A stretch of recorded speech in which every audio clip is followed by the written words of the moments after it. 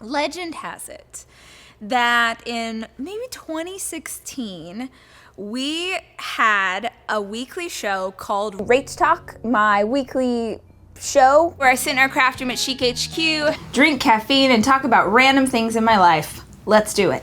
Back then, my hair was really bad, and I didn't know how to pencil in my eyebrows, and it was something, but we had fun, and the community loved it, and we loved it. Well, I loved it.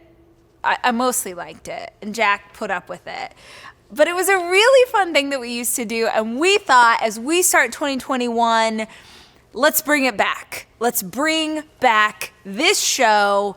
Just fun, just something to kick your week off every single Monday. Here we are. Rach Talks back.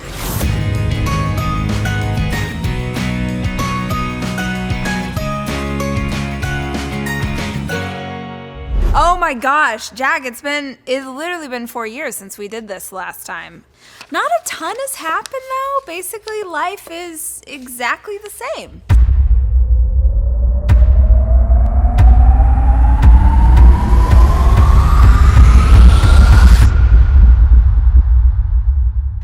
So I have notes here from producer Lauren, because we're fancy now. We actually have a producer. Jack made me a special list. It only took him working here 2 years to start doing his job properly. That was back when I was trying to motivate Jack to live into a bigger vision for his life. And he was like, no, I have no idea. Every single Monday we post a new episode of Rach Talk. Every single week, new information, a new outfit, new hair, new makeup. We're leveling up in all the ways it's coming at you. I guess let's talk about where life is today. Since we last hung out, I am single and not yet ready to mingle. My marriage ended in May, and I am filming this for you mid-January, and maybe, to each their own, live your life, but that was my first relationship in my entire life. 18 years, Jack. We were together 18 years, which was beautiful and amazing. And we have these 4 great kids and so many incredible memories, but that's a really long time. And number one, I have no freaking idea at all how I would even pursue something. Number 2, we're in a pandemic, so I don't even know, people who are finding love in the pandemic, comment below and tell me. Actually, I'm not ready. I'm so not ready. I can't even imagine. I sometimes men in the drive-thru at Starbucks will, the barista will just be like, have a nice day. And I'm like, what do you mean by that? It's very overwhelming. I'm the most awkward. So I'm not ready. And honestly, I don't know when I will be ready. I do know that this is the world. Are you ready? Men, you ready? You ready for this? You ready for this? You ready? This is what's coming at you. Get ready. I'm single, but I feel like single implies that I'm looking and I'm not. Unless you're a Marvel superhero and you're what turns me on? Stretch marks. Then I'm your girl. Let's talk via Zoom because I'm not ready to meet you in person.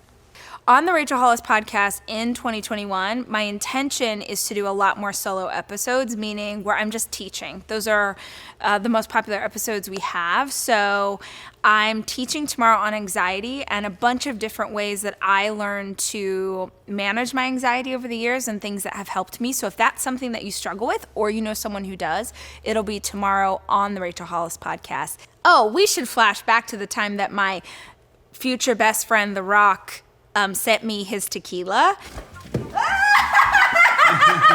Rock's tequila! Because that was a highlight of my freaking 2020.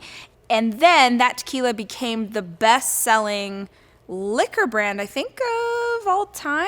Or definitely best-selling tequila. So you follow that up with, obviously, an energy drink. And I did call people who know people, and I was like, hello, I'm going to need that energy drink. I'm going to need to try it for my life and also on this here to let you know how it tastes. But then don't you also feel like there's a world where he puts his tequila in that energy drink and it's basically like vodka Red Bull, but for a new generation, and then he makes a gajillion dollars. So I'm ready. I've already like seen the vision of the future where like our families go on vacation together and my kids call him Uncle DJ, and it's like fine because we're best friends. Now, right now, the kids and I have gotten super into competition reality shows, and we watch all of these shows are on Netflix, and the kids and I love them, and they're all competition. And the first one that we watched was the Great American Barbecue Showdown. Have you seen this, Jack? Do you own a Netflix account, or do you like borrow your mom's? Yeah, I was like, there's no way. Great American Barbecue Showdown is so wonderful. The contestants are just lovely. And it's a goal in life to become like a pit master. Do you know this about me, Jack? I'm really into barbecue and I'm really into smoking meats. I have a smoker. I've got a green egg, in case you're wondering. And this is what I've done with my single life, okay? So, like I said, some people go out in the world and like find new love. I find new pork butt. And it's been fantastic. And I'm really getting good at it. And so I love this show because I feel like it taught me how to be better at this hobby of mine. And also the people are just lovely. One note, it took us like 4 episodes to realize that none of the contestants or judges were ever changing clothes. And we were like, there's no way they did this all in one day. And so we got on Google. And if you Google why does like Great American Barbecue, it autofills to like, why aren't they changing outfits? We are not the only people wondering about this. And I guess it's because the producers wanted to make it easy for them to edit. So they made these people wear the same freaking clothes for weeks. Isn't that gross? But we love that one. Lastly, we're currently working our way through a show called Alone, where they take like survival experts and they drop them in the middle of like crazy places and they have to live off the land. They have a walkie-talkie, so at any minute they can call the producers and be like, I'm tapping out. Literally that like helicopter will have just lifted off the ground and I would be like, this is Rachel, I am tapping out. Over. I did take a hunter's education class when I was 13. Do you know this about me? Okay. When I was 13 years old, my dad insisted that I take hunter's education, and then for my birthday, he got me a shotgun. So I only remembered that because last night, my 13-year-old was like, hey, Mom, as part of outdoor education here in Texas, I can take a hunter's education class, and Jackson could not be further from anyone who wants to hunt, but he feels like it's an easy A. And I was like, brother, the only thing I remember from hunter's education was the first aid class where I learned that you could use a maxi pad to stop blood if you had a cut. That's all I got. Wait, I wanted to tell you guys something. Oh, this. Okay, real quick before we go. This is special. So this was my great-grandmother's brooch. This is her cameo. We called my great-grandma Nanny, and I have Nanny's wedding band I wore as my wedding band, and even though I'm not married, I still wear it every day because she's a really important person to me. She's watching from heaven. On my wedding day, my Meemaw, that's my grandma, gave me my Nanny's cameo brooch, and I wear it every once in a while. I put it on today. I was like, this is so chic with the tassels. Like, it's so chic. Jack, I know you don't know style, but I'm telling you, this is so chic. What I find fascinating is like, I have no idea how my nanny afforded this, because Nanny was poor.